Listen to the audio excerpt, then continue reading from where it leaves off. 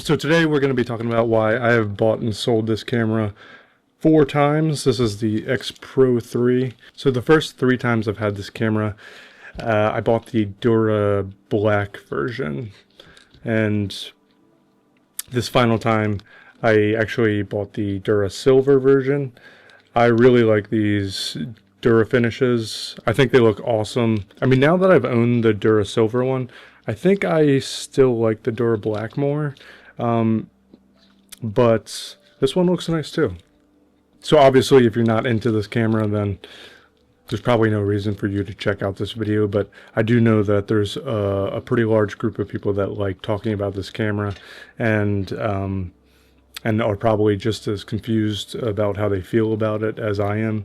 And I know I love checking out other people's opinions about the camera and, you know, if they're still using it.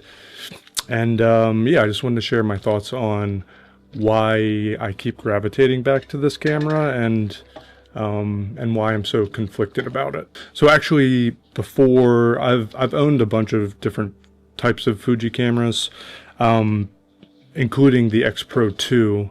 I had the graphite edition for that, and I really did like how that camera handled. I like how it looked, and that was sort of my introduction to the X Pro series cameras. And yeah, that's sort of where I started to fall in love with this type of camera. The first time I picked up the XPro3, I knew it was something really special. I quickly fell in love with the camera, and at that time I was using it with the XF 16mm 1.4 lens, which is an amazing lens, and I actually wish I still owned that lens, and the 23mm f2 lens. Also an awesome lens.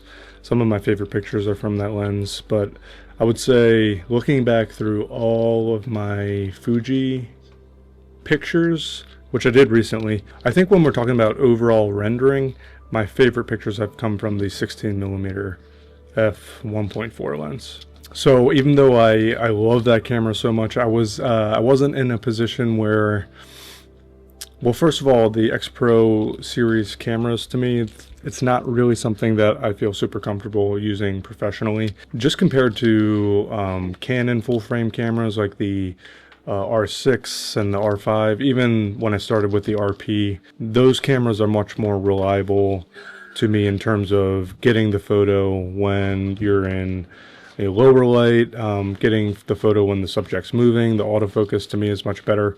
But in situations, everyday situations, when I need to bring a camera around, I don't want to bring those cameras. So the X Pro series cameras to me are perfect. I think my mic isn't working correctly, so I'm trying to move it closer to see if that's better. So at the time, I think I sold the first XPro3 to fund either the Canon R5 or one of the very expensive RF L series lenses, like the 50mm 1.2, which, you know, I think was the right move. Just realized I should be looking at the lens, which at the time I think it was the right move. I really did need those lenses to utilize the camera professionally, and I think it definitely made my work stand out, and people, while they're not just paying for the quality of your lenses, it does help when you have really nice image quality to go along with your other skills. Not to mention being able to be a little bit more flexible during low light shooting and just having that extra separation when you're taking portraits. So fast forward maybe a year or so, you know, it's definitely a camera that I was still thinking about. I missed it a lot. I missed having that smaller compact body to carry around day to day. And I found like I wasn't really using my larger cameras like my Canon R5 or the R6 to take pictures day to day because it was just kind of too cumbersome. So I bought the camera again, and I think for the first 3 months that I bought that camera, I was really just exclusively using it with the vintage lenses I had. I had some Super Takumar lenses. I used a lens that my grandfather gave me that was a 50mm 1.4 Super Tac which is an awesome lens, especially if you stop it down just a tad bit. Super sharp, and the micro contrast is awesome. And I used there was also a 50mm Autotech lens that, again, really sharp, cool rendering. I had super swirly bokeh.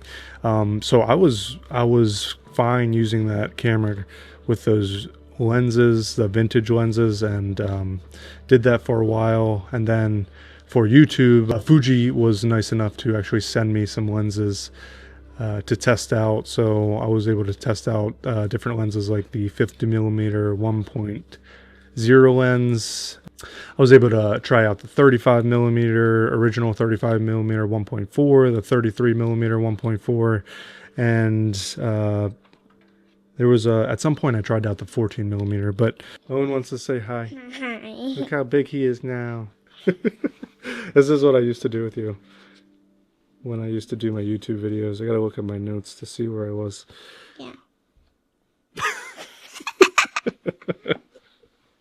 So, yeah, my primary motivation to sell the camera again was that there were rumors of the XPro3, so I was concerned that that I would want to upgrade anyways, and I wanted to sell the camera while I could still get a good amount of money back for it. And but that wasn't the only reason I sold it. I also, and this is something I knew from the start, and everybody who's interested in this camera, I feel like they also know that the quality control issues or some of the build quality issues that come with this camera, like the delicate ribbon cable, some of the viewfinder issues, I think also related to the ribbon cable, and then some of the body issues concerning the titanium build and the metal flexing a little bit. And then there's also like a shutter button issue where the shutter might get stuck. So some of those things that I've ran into personally that also had me concerned about owning the camera for a second time. So I sold the camera, and again, like after many months, I just kept thinking about the camera. I saw another Durablack camera for a great price on Facebook Marketplace, I think, or eBay, and I bought it. And this was the third time I purchased the camera, but actually I was like, no, I can't do this. I can't do it for a third time. So I messaged the seller and I was like, hey, like, do I still have time to return it? And he had already shipped the camera out to me, so I ended up just saying like, hey, I'll pay for all of the shipping costs. I'm sorry for the hassle. I can't purchase this camera right now. So right when I got it, I just shipped it right back to him. So that was embarrassing. But you could see how conflicted I am about this camera. I love it so much, but at the same time, it's like I just don't trust it. Fast forward to today, and I have this beautiful Durasilver version. So why did I purchase it? First of all, I got an insane deal on it. I think just for the body, a lightly used body, I think it only had a few thousand shutter actuations on it. I think it was $1,100.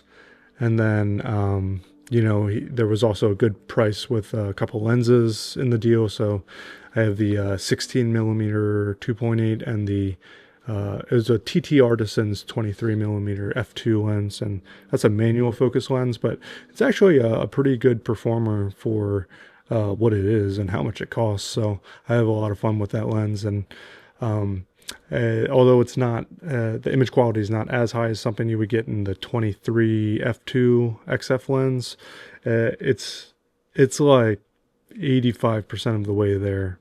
So it is manual focus, though, if I didn't already say that. But yeah, so why did I buy this for a fourth time? Price being the first reason, and then the second reason is that I don't know when the XPro3 is coming out, and I don't know if it's going to be next year or 2 years from now. I think there is going to be another version. based off of some things that I've read online recently. But you know, I don't even know if I'm gonna like that version as much as this one. I happen to be one of those few people that really enjoy that hidden LCD screen in the back with the sub monitor. I love it. I absolutely love it, and I don't think that the new next XPro 4 versions is going to be like that.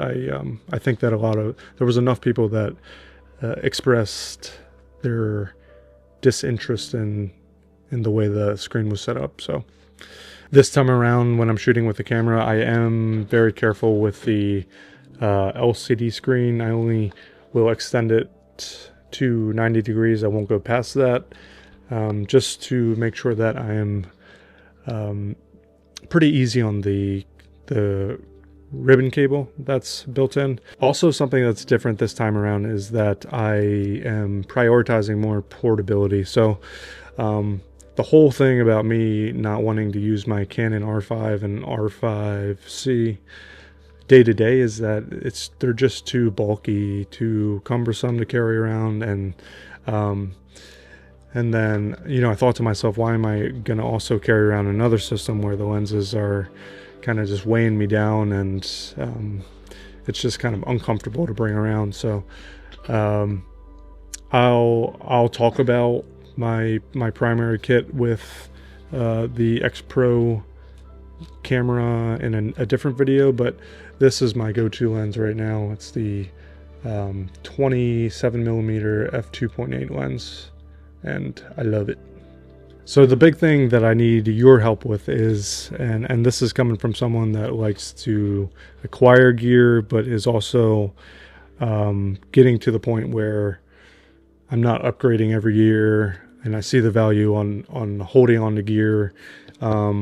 With the new announcement of the GFX 100 RF camera, the medium format series camera that's very portable.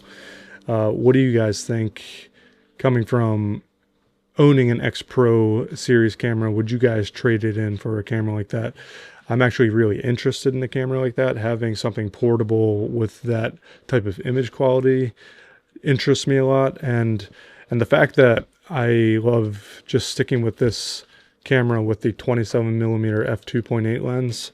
I think that a medium format lens like that, the 35 f4 lens, is probably comparable to using a lens like this. You know, obviously this isn't as wide, but in terms of like subject separation, I doubt it's that much different. And I know that that camera is a lot more expensive, but it also, I think that if you are motivated enough, it's a pretty decent value if you consider everything. I'm finished my picture. I wanted to just show you the final product. Very cool. So you guys that own a X100 series camera or an XPro series camera, are you thinking about upgrading, or you know, are you satisfied with what you're using right now? I should be getting my hands on a loaner copy of the GFX 100 RF camera, so I do plan on making YouTube content on that. So if you guys are interested in looking at any sample images of that, or you know, are interested in my thoughts of the camera, definitely do me a favor and subscribe and like this video. That's all for today. I will see you guys later. Bye-bye.